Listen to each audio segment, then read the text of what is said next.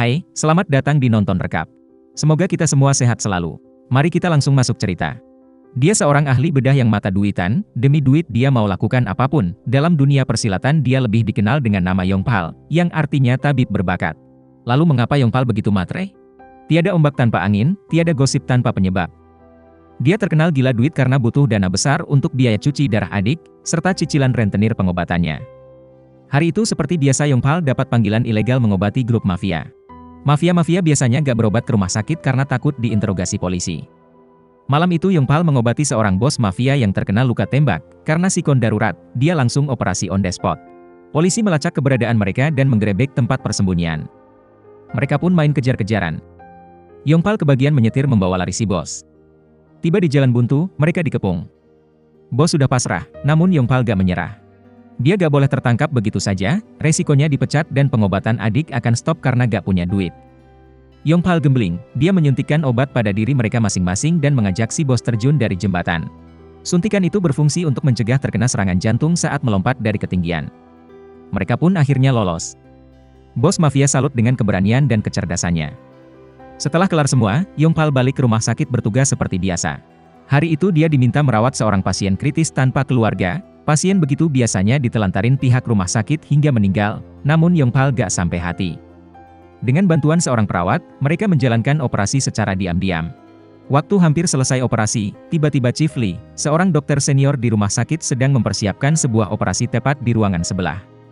Yongpal segera matikan lampu ruangannya, takut ketahuan. Saat Yongpal mengintip, pas pula cewek itu sedang mencoba bunuh diri dengan menggenggam sekeping pecahan keramik, Yongpal berhasil merebut pecahan itu dari tangannya. Cewek pun selamat dan pasien kritis yang dioperasi juga selamat. Berjalannya waktu, polisi masih melacak keberadaan bos mafia, begitu juga dengan Yongpal yang membantunya. Polisi menemukan pisau bedah yang ketinggalan dan ketahuan itu pisau khusus yang dipakai rumah sakit Hansin. Polisi pun menemui Chief Lee untuk konfirmasi. Karena mengetahui itu pisau Yongpal, Chief Lee pura-pura ngaku pada polisi bahwa nomor seri pisau itu sudah gak terdata alias sudah di-scrap. Setelah polisi pulang, Chief Lee kemudian memanggil Yongpal dan memberikan penawaran untuk bergabung di lantai 12, jika gak mau, maka akan dipecat akibat melakukan praktek ilegal. Chief Lee lagi nyari tumbal untuk lantai 12. Jika terjadi sesuatu pada kasus-kasus gelap mereka, maka Yongpal bisa dijadikan kambing hitam. Lantai 12 adalah tempat khusus menangani seperti para konglomerat yang banyak aib, atau artis yang berkasus narkoba, serta saksi lainnya. Pelayanan lantai 12 lebih bersifat komersil, ada duit ada barang. Asal berani bayar, sekalipun itu buronan akan tetap ditampung. Setiap kasus gelap akan dijaga kerahasiaannya, mereka yang dirawat situ panggilannya customer. Yongpal resmi jadi anggota baru. Dia akan mendapat job melayani customer melalui public relation bernama Cynthia. Di lantai 12 ada sebuah ruangan spesial untuk putri konglomerat bernama Yojin, seorang pewaris konglomerat, yang sengaja diistirahatkan. Ceritanya gini, dulu Yojin berpacaran dengan pewaris rival grup Dejong. Malam itu dia dan pacar nekat menikah secara diam-diam. Di tengah jalan mereka dikejar segerombolan orang dan akhirnya berending kecelakaan parah. Yojin selamat, namun pacarnya tewas.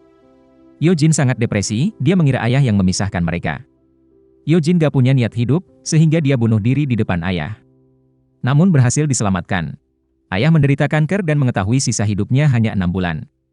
Karena takut Yojin akan kembali bunuh diri, ayah minta direktur rumah sakit mengatur Yojin dalam keadaan tidur alias koma, dan bangunkan setelah ayah meninggal. Yojin diberi suntikan khusus, dia gak sadarkan diri namun masih bisa mendengar. Yang parahnya tuh setelah ayah meninggal, abang tiri memanfaatkan situasi tersebut. Dia ingin merebut kedudukan sebagai pewaris Hansin Group. Yojin adalah anak legal hasil perkawinan antara ayah dengan pewaris Hansin yaitu emak Yojin, sementara si abang tuh hanya anak ayah dari perkawinan sebelumnya. Otomatis pewaris yang sah adalah Yojin, nah sudah 3 tahun ini Yojin gak bangun-bangun. Semua kuasa sementara dipegang abang karena semenjak ayah meninggal, abang menjadi wali legal Yojin. Oke, kira-kira beginilah plot keluarga konglomerat ini. Nah, Yongpal tuh penasaran dengan penghuni ruangan spesial itu. Siapa tahu dia bisa meraup hasil yang lebih banyak dari situ. Dia pun tunjuk kinerja dan akhirnya diberi kesempatan untuk bergabung dalam pengobatan Yojin. Malam itu Cynthia minta Yongpal ke lokasi Hansin Electric, anak perusahaan Hansin Group. Seorang wanita yang dipecat secara gak adil, demo dengan cara bunuh diri. Kondisi wanita itu sangat mengenaskan, Yongpal bergelut dalam hati. Seharusnya kasus ini ditangani oleh pihak berwenang sehingga korban bisa mendapat ganti rugi. Namun kelihatannya pihak perusahaan malah menutupi semua ini di bawah tangan.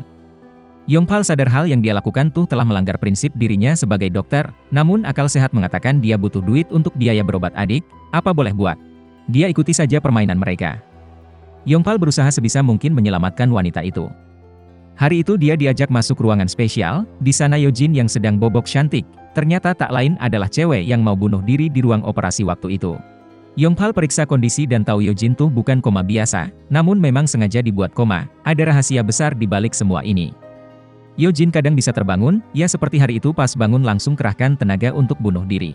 Semua orang menginginkannya meninggal, dia pun sudah lelah dikurung, soalnya hanya ada dua pilihan antara bunuh diri atau cari kesempatan kabur. Hari itu pas diperiksa Yongpal, Yojin mengenalnya, orang yang merebut pecahan keramik. Yojin mulai penasaran siapa orang baru ini. Adik kondisinya semakin parah dan tiba-tiba drop, Yongpal sangat khawatir, dia dapat tawaran donasi ginjal US, namun transplantasi ginjal tuh bunuh dana besar. Yongpal galau kemana nyari duit. Pas kunjung ke ruangan Yojin, dia ditelepon rentenir nagih utang.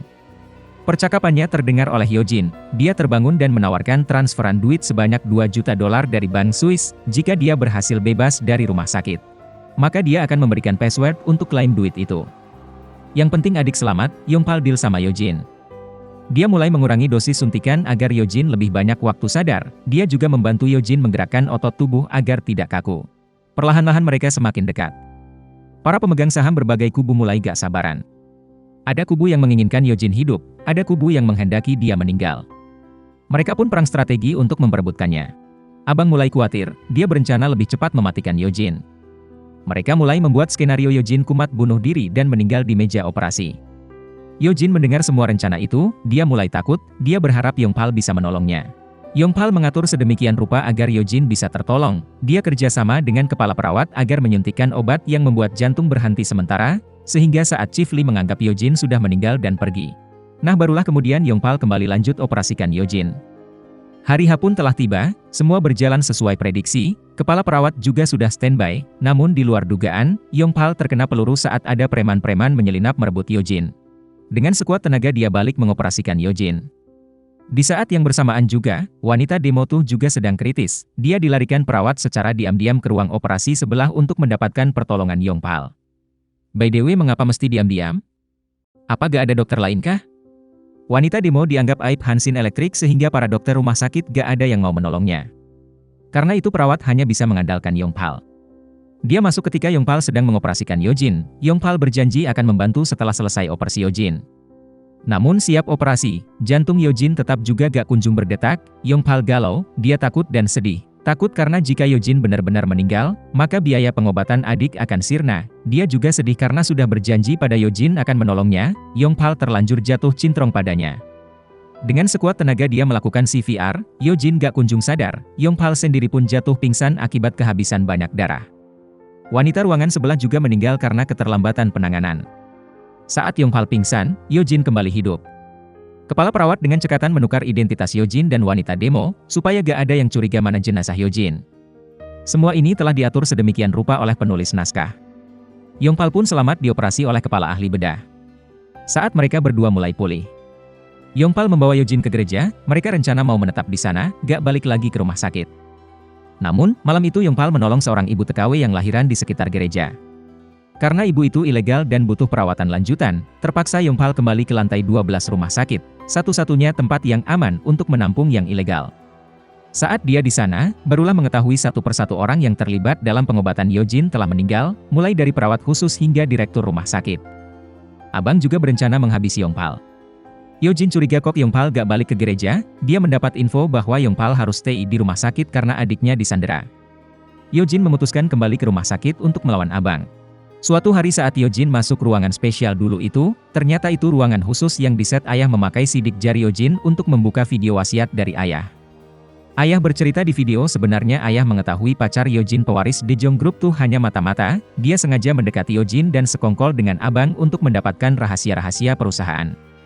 Makanya ayah melarang hubungan mereka berdua, tapi gak nyangka si pacar akhirnya beneran jatuh cinta, dia pun dibunuh oleh abang. Yojin sangat syok, dia gak percaya ternyata dihianati pacarnya. Yojin menyesal telah menyalahkan ayah. Yojin diwariskan bukti-bukti gelap petinggi-petinggi negara dan perusahaan lain, sehingga dengan adanya itu, Yojin bisa menguasai semua orang. Yojin bersumpah mau membalas dendam pada semua orang, termasuk abang dan pemilik The Jong Group. Dia minta Yongpal menikah dengannya, dengan begitu wali legal bukan lagi si abang, melainkan adalah suami. Dengan demikian, abang gak punya lagi hak untuk memberi keputusan apapun. Pada hari upacara pemakamannya, Yojin datang menunjukkan diri dan membeberkan kejahatan abang sehingga dia berhasil diangkut ke kantor jaksa. Yojin berterima kasih pada wanita demo, dia diberi upacara pemakaman yang mewah ditambah lagi keluarganya akan mendapat kompensasi yang besar. Seluruh karyawan Hanshin Electric gak jadi dipecat. Yongpal diajak tinggal bareng Yojin, dia gak biasa dengan kehidupan mewah orang kaya. Walau status adalah suami istri, tapi nyatanya mereka tuh pisah kamar. Perlahan-lahan Yojin mulai ngeset ulang perusahaan, dia dilantik jadi pengurus Hanshin Group. Dia mulai membalas dendam satu persatu pada orang yang pernah mencelakakannya. Dia sengaja mengupah orang menabrak si abang dan mengurungnya di ruangan spesial lantai 12.